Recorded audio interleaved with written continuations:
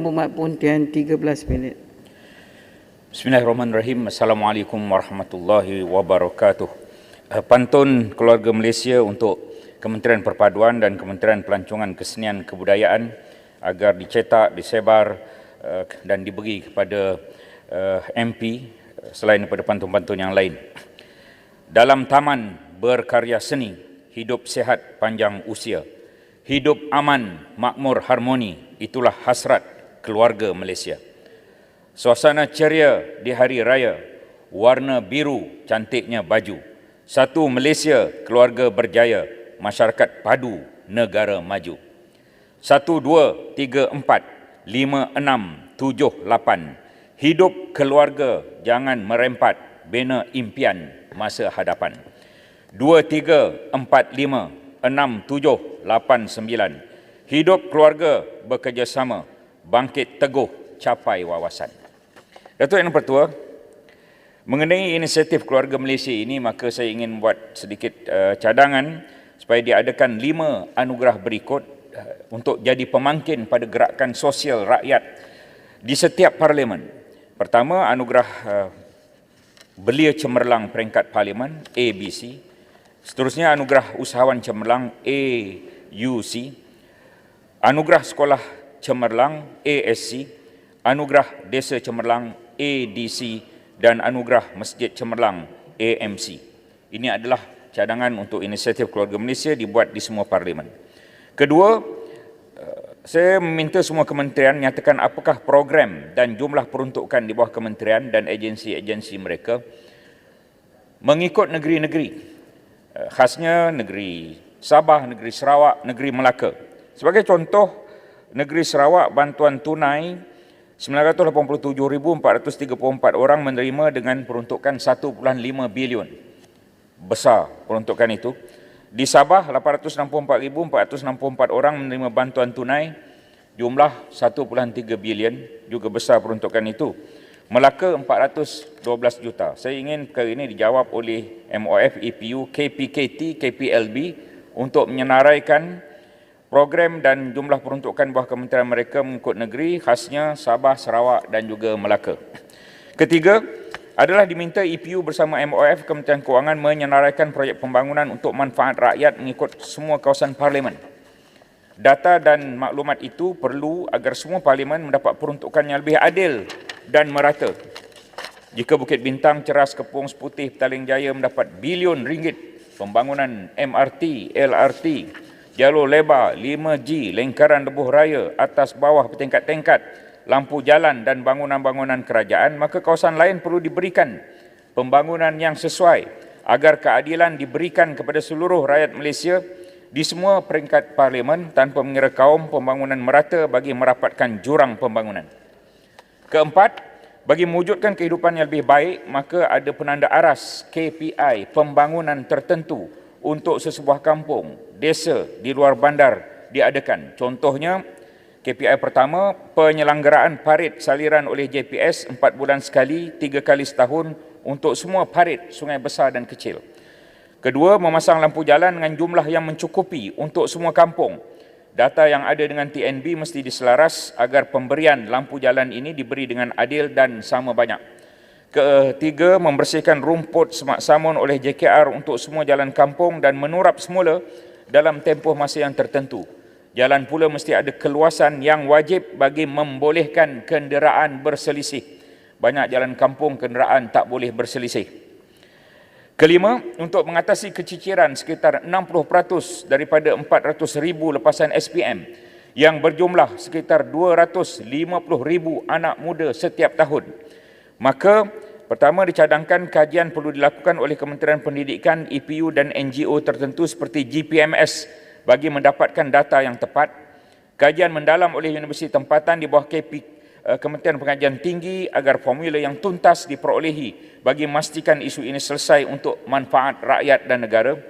Kajian mesti dibuat oleh MEDEC, Kementerian Pembangunan Usahawan, bagi menyediakan subjek baru keusahawanan sebagai satu mata pelajaran teras daripada tingkatan 1 hingga 5 dan boleh dilanjutkan ke tingkatan 6. Perkara ke-6 dalam ucapan ini ialah Kementerian Keuangan, LHDN dan Kastam perlu membuat kajian terperinci secara akademik dan profesional berhubung cukai Value Added Tax, VAT, atau apa juga sistem percukaian yang boleh mentransformasikan pendapatan negara agar lebih mantap dan stabil. Saya ingin bertanya kepada Kementerian Keuangan, di mana mereka ingin mencari subsidi 8 bilion ringgit untuk subsidi minyak pada tahun ini. Minyak naik, maka subsidi juga meningkat. Tahun depan diberitakan bahawa subsidi minyak ialah 15 bilion ringgit. Di mana kerajaan ingin mencari subsidi ini?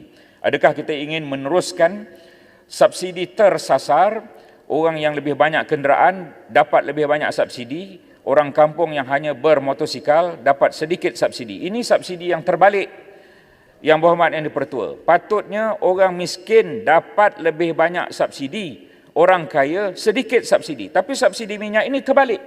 Orang kaya banyak kereta, lagi banyak dapat subsidi. Orang miskin satu motosikal, sedikit subsidi. Ini subsidi apa ni? Jadi 15 bilion ringgit akan dibelanjakan pada tahun depan untuk melaksanakan subsidi tersasar kepada orang kaya ini.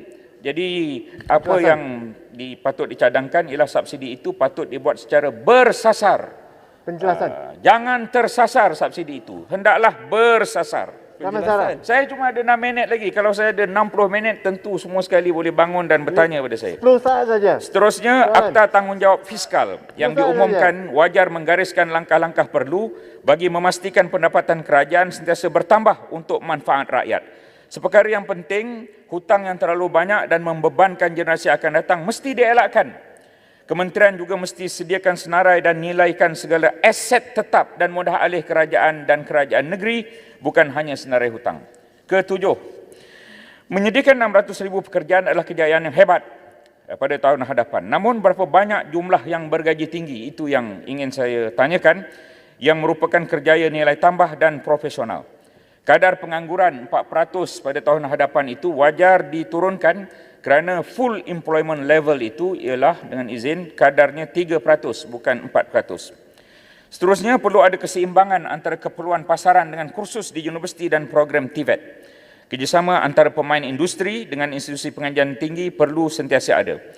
Peningkatan kemahiran perlu sentiasa dilakukan sewaktu bekerja atau diberi peluang menghadiri kursus-kursus profesionalisme bagi meningkatkan kadar gaji sedia ada.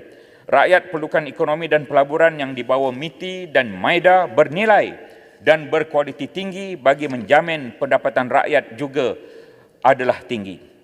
Ke-8, kepada Kementerian Keuangan, MITI, JPM, Ekonomi dan Kementerian Usahawan, saya ingin menyentuh seorang bekas Menteri Besar yang menyebut daripada sebuah negeri bila berdiskusi tentang bantuan kepada Bumiputera, beliau menyebut bahawa sudah 60 tahun saya melihat sendiri dasar kerajaan menolong Bumiputera.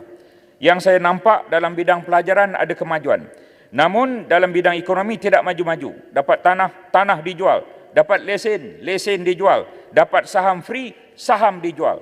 Dapat permit dijual. Datuk Seri Yang di-Pertua, kenyataan bekas MB itu adalah fenomena menyedihkan yang mesti diubah dan mesti berubah. Maka agensi-agensi yang membantu Bumiputera mesti lebih teliti dan teratur dalam memberi bantuan agar kesan jangka panjang penyusunan masyarakat dapat dicapai. Ke-9, secara umumnya bantuan tunai langsung boleh membantu meringankan beban golongan rentan dan terjejas masa pandemik. Saya ingin mencadangkan agar untuk jangka masa panjang mereka yang dibantu ini juga diberi bantuan dalam bentuk saham seperti ASM, Amanah Saham Malaysia, ASB, Amanah Saham Bumiputera, dan diberikan juga dividen pada hujung tahun keuangan. Ke-10, kerajaan dilihat bersungguh-sungguh untuk membantu perusahaan peringkat PMKS, mikro, kecil dan sederhana. Tetapi dalam masa yang sama, ramai juga yang merungut proses permohonan terlalu birokrasi. Untuk mengatasi masalah ini, diharapkan kerajaan dapat lebih bertolak ansur dalam memberikan kemudahan dan dalam masa yang sama pemohon hendaklah diberikan latihan yang lebih efektif dalam soal pengurusan keuangan dan juga pengurusan yang lain. Saya dipahamkan bahawa program semarak niaga untuk PMKS ini nilainya ialah 40 bilion ringgit. Ada 1 juta PMKS, perusahaan mikro, kecil, sederhana di negara kita ini. Daripada 1 juta itu, kira-kira 38% Bumiputera dengan perkataan akan mendapat 15.2 bilion ringgit bantuan. 62% PMKS milik Bukan Bumiputera, mereka mendapat 24.8 bilion ringgit bantuan. Saya ingin pengesahan angka-angka ini. Mengenai subsidi upah, kira-kira 20 bilion ringgit. Jika PMKS itu 38% Bumiputera, maka mereka mendapat 7.6 bilion ringgit dan Bukan Bumiputera 62% mendapat 12.4 bilion ringgit. Sekali lagi, angka-angka ini saya mohon pengesahan. Perkara ke-11, bantuan keuangan sebenarnya banyak membantu peniaga semasa pandemik ini, maka sebab itulah mereka mengharapkan kepada kemudahan pengeluaran KWSP. Kita memahami dengan laporan bahawa hampir 50% pencarum hanya mempunyai simpanan kurang daripada RM10,000 dalam KWSP. Tetapi kita juga harus memikirkan baki 50% lagi pencarum yang mempunyai simpanan yang lebih daripada itu. Maka dicadangkan kerajaan menimbang semula permohonan ini dan pada masa yang sama lanjutkan lagi tempoh moratorium supaya dapat membantu rakyat yang terjejas. Nampaknya yang ke-12 tiada bantuan kepada pekebun kecil getah kecuali pembentukan gabungan koperasi. Pekebun kecil getah ia dapat bantuan musim tengkujuh, tetapi yang perlu dipertimbangkan ialah harga lantai RM3 ke RM3.50. Satu perkara yang saya ingin highlight di sini ialah bahawa sawit, sayuran, buah-buahan, input pertaniannya naik terlalu tinggi. Ada yang naik 100%. Datuk Yang di-Pertua. Oleh itu diminta KPDN, HEP dan MAFI mengawal dan memantau harga input pertanian ini. Tanah terbiar, terdapat 120,000 hektar tanah terbiar, ke-13. Sama ada Rizab Melayu, tanah adat, tanah pegang Melayu, tanah wakaf, tanah terbiar ini perlulah diusahakan dan pelbagai agensi mesti membantu untuk mengusahakan tanah terbiar ini. Ke-14, umum mengetahui sejak akhir-akhir ini perbatasan negara sering diceroboh, terutama di Laut Cina Selatan. Dalam Belanjawan 2022, Kementerian Pertahanan menerima 16.14 bilion. Berlaku provokasi yang dilakukan oleh negara tertentu kepada kawasan minyak negara di Laut Cina Selatan, maka pembelian aset amat penting untuk mempertahankan kedaulatan negara. Melalui peruntukan yang terhad ini, diharapkan kerajaan dapat berbuat sesuatu dengan mengadakan lebih kerjasama ketenteraan dengan negara lain sebagai memelihara kestabilan dan keselamatan negara. Ke-15, dalam usaha menjana dan mengekalkan pekerjaan, para belia harus digalakkan untuk menyertai kepesatan teknologi maklumat dengan menjadi usahawan digital, influencer dan gamers. Usahawan digital diberi grant selepas pendaftaran SSM, diberi grant selepas 6 bulan tambahan jika mereka menunjukkan peningkatan di dalam perniagaan. Pembabitan belia di dalam keusahawanan mesti diberi perhatian untuk membolehkan mereka mendapat gaji yang berpatutan dan lebih tinggi daripada sijil pendidikan asas iaitu SPM. Dicadangkan para belia yang sudah bekerja lebih 2 tahun dalam bidang-bidang tertentu diberikan persijilan pengiktirafan seperti sijil kemahiran Malaysia tahap 1. Di dalam belanjawan tax relief banyak diberikan, perbelanjaan perubatan, pembelian gadget, pembelian kereta elektrik dan aktiviti pelancongan. Ini perkara yang ke-16, maka saya ingin mencadangkan supaya golongan M40 diberikan potongan cukai yang istimewa dan lebih tinggi atau rebate ke atas sumbangan mereka supaya mereka tidak tersisih dalam bajet 2022 ini. Kesimpulannya, Datuk Yang Pertua, belanjawan kali ini banyak menumpukan kepada pemulihan ekonomi dan kebajikan rakyat.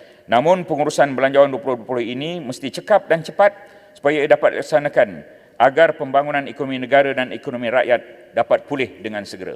Terima kasih, saya mohon menyokong. Terima kasih. Yang Berhormat Tuan Selangor.